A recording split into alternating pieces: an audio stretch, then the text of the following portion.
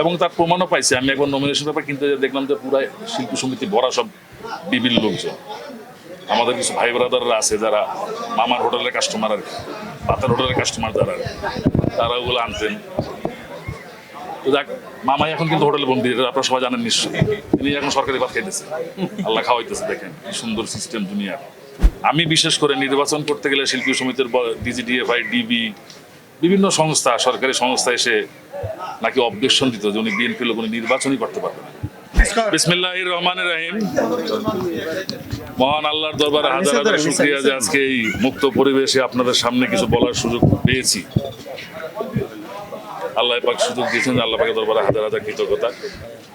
আমি প্রথমেই আমার কৃতজ্ঞতা এবং শ্রদ্ধা জানাতে চাই বিগত আন্দোলনে যে সমস্ত ছাত্র জনতা ভাইয়েরা তাদের রক্ত রাজপথে দিয়ে আমাদেরকে একটি রাহুমুক্ত, এটি যাইছে তাই একটি সিস্টেমের থেকে, এটি সরকারের কাছ থেকে আমাদেরকে একটি সুন্দর একটি মুক্ত পরিবেশে আজকে এখানে কথা বলার সুযোগ করে দেওয়ার জন্য তাদের আত্মার মাগফিরাত কামনা করছি এবং আল্লাহ পাক তাদেরকে যেন বেহেশতের সর্বোচ্চ স্থানে অধিষ্ঠ করেন সেই দোয়াই কামনা করছি। এই দীর্ঘ সংগ্রামের সময় গত 17 বছর যে সংগ্রাম আমরা করতে করতে আজ পর্যন্ত এখানে আসলাম, এই সংগ্রামে আমাদের সাথে যে সমস্ত ভাইয়েরা প্রাণ দিয়েছেন তাদের প্রতি আমি আমার শ্রদ্ধা জানাচ্ছি এবং যারা অংশগ্রহণ করেছেন, বিভিন্ন আহত হয়েছেন, জেল খেটেছেন, তাদের সবার প্রতি আমার শ্রদ্ধা এবং ভালোবাসা এবং সালাম।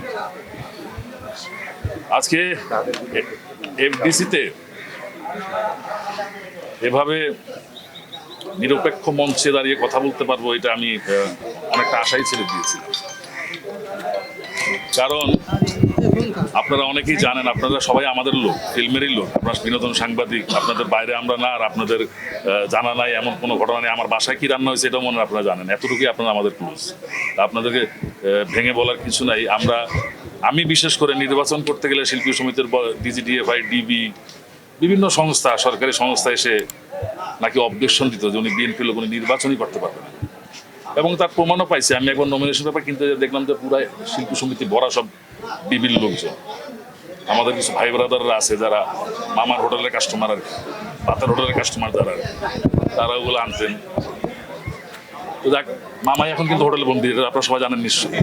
তিনি এখন সরকারি ভাত খাইতেছে, আল্লাহ খাওয়াইতেছে। দেখেন কি সুন্দর সিস্টেম দুনিয়ার। মজলুমের যেমন দোয়াও তৎক্ষণাৎ কবুল হয়, বরদোয়াও তৎক্ষণাৎ কবুল হয়। এই যে হাজার হাজার নিরীহ ছাত্র জনতারা মারলেন, কারো না কারো তো হাক লাগছে। এমন ভাবে একটি দেশের প্রধানমন্ত্রী আপনি পলায় গেলেন। আপনি তো কোনোদিন, কালকে শুনলাম আপনার ছেলে বলছে যে আমার মা আর জীবনে রাজনীতি করবে, রাজনীতি করার সুযোগই তো নাই, করবে কোথেকে? সুযোগ থাকতে হবে তো। যিনি তার দেশের মানুষগুলারে এইভাবে নির্বিচারে মাইরা পলায় যায়, হেলিকপ্টার নিয়ে, প্লেনে যাইতে পারে না, তিনি আবার দেশের রাজনীতি করতে চায়।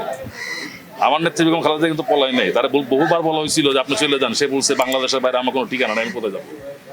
মরতে হলে আমি এখানেই মরবো, আমার কবরেই মাটিতেই হবে। যাই হোক, রাজনৈতিক বক্তব্য না দিয়ে আমি একটু চলচ্চিত্র সম্বন্ধে একটা কথা বলি। চলচ্চিত্রের সংস্কার করতে করতে বিগত দিনে, চলচ্চিত্রের উন্নয়ন করতে করতে বিগত দিনে, আমি যখন চলচ্চিত্র আসি তখন হাজারের উপরে সিনেমা হল ছিল 1995-96 সালের দিকে। এখন মাত্র 40টা-50টা, তার রানিং থাকে কিনা সন্দেহ আছে। এত উন্নতি হয়েছে চলচ্চিত্রের। চলচ্চিত্র বান্ধব সরকার আমাদের এই পর্যায়ে নিয়ে গেছে। আমি যখন চলচ্চিত্র আসি তখন বছরে 104টা ছবি রিলিজ হইতো মোরাললেস। এখন 4টা ছবি বছর রিলিজ করা খুব কঠিন হয়ে যায়। তারপর আবার ঠাপাটাপি আছে। কিন্তু আপনি যখন দেশীয় প্রোডাক্ট রিলিজ দিতে যাবেন, তখন ওই যে 19 সংগঠনে যে পয়সা খাওয়া, কমিশন খাওয়া নেতারা, তারা বিদেশি ব্যানে ঢুকে দিবে যাতে আপনার বাংলাদেশ ছবিটাও না চলে। কি পরিমাণ অত্যাচার নিপীড়ন করা হয়েছিল এখন চলচ্চিত্রের উপরে। চলচ্চিত্রের উন্নয়ন ঘটাতে যায়, মানে চলচ্চিত্র বান্ধব সরকার চলচ্চিত্র উন্নয়ন ঘটাতে যায় আমাদেরকে এই পর্যায়ে আনছেন।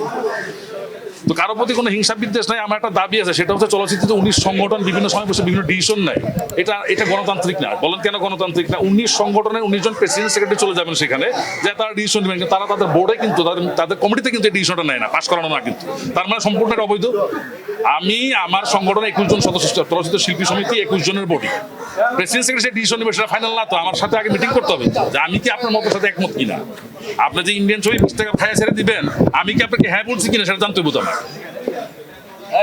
তা এই সংস্কারগুলো আমাদের করতে হবে। হিংসা বিদ্বেষ আসলে আমাদের কাজ না। আমরা চলচ্চিত্রের শিল্পী, আমরা চলচ্চিত্রের নির্মাতা। এখানে মেধাবীদের কাজ হলো এখানে কোনো দলীয় নেতা কিন্তু আইসা সুপারস্টার অভিনেতা হইতে পারবে না, কোনো দলীয় নেতা আইসা সুপারস্টার ডাইরেক্টর হইতে পারবে না।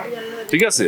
তার মানে মেধা লাগবে, মেধাবীদের জায়গা চলচ্চিত্র। এখানে মেধার চর্চাই হবে এবং সেই পরিবেশ নিশ্চিত করার জন্য আমার দল আমি যে দল করি বাংলাদেশ জাতীয়তাবাদী দল, সেই দলের নেতৃস্থানীয় লোকদেরও সেরকম নির্দেশ। এবং সবচেয়ে বড় কথা হচ্ছে আমি আপনাদের মাধ্যমে আমি সারা দেশের আমার চলচ্চিত্র দর্শক এবং ভক্ত ভাইরা যারা আন্দোলনে আছেন এবং ছিলেন সবাইকে একটা আহ্বান করবো, ভাই যে কারণে আমরা এই রাহুমুক্ত হলাম দেশটা সংস্কারের জন্য, সেই দেশটাকে গড়ার জন্য আমরা রেডি হই। আমরা বিশৃঙ্খলা না করি, শান্তভাবে সুন্দরভাবে এই দেশটা গড়ার চেষ্টা করি।